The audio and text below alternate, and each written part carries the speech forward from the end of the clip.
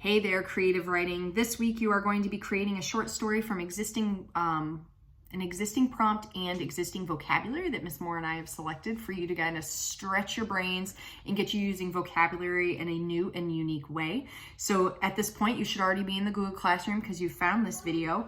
When you get there, go ahead and scroll through. You're going to find the assignment that's called Complete the Story. You're going to open that document and it's going to look like this. When you get in there, guys, the part in the blue, those are the prompts that you get to choose from. There are 3 prompts.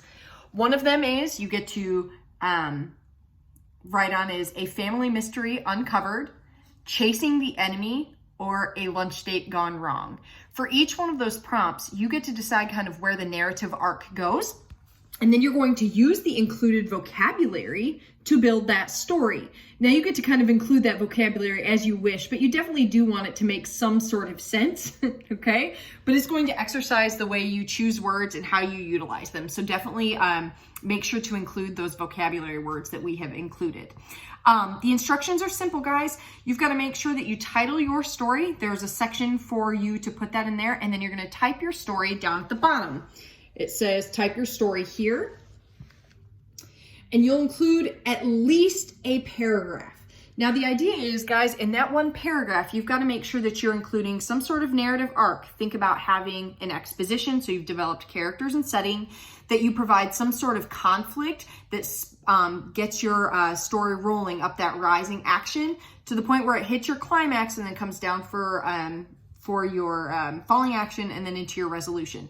Now, not every story needs to have a beautiful ending that ties up all the loose ends, but you definitely want the resolution to conclude your story, and whether it leads your reader into thinking, maybe there's going to be a second part, or concludes nicely, that's kind of your prerogative. That's up to you.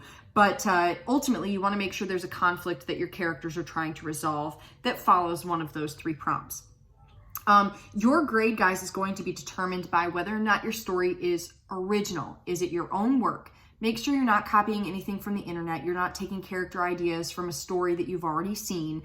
You want this to be original. You'll also be graded upon your use of the vocabulary, so make sure you're including those words in your story.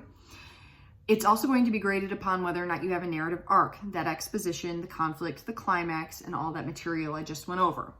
Finally, I want you to make sure that you're reviewing your submission for spelling and grammar. I've included a link in the Google Classroom for a grammar checker.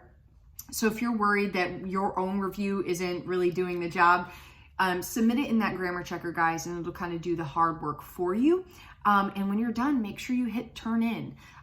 Each of you have been supplied with a copy of this complete a story assignment. So it's of the utmost importance that you click submit when you are done. If you've got any questions, guys, make sure to reach out to me on Remind or send me an email, crockwell@mesquiteisd.org. I hope you guys are all hanging in there. I hope you know I miss you like crazy. And all I can ask is for you to do your best. You're in the home stretch. Y'all take care of yourselves. I'll catch you later.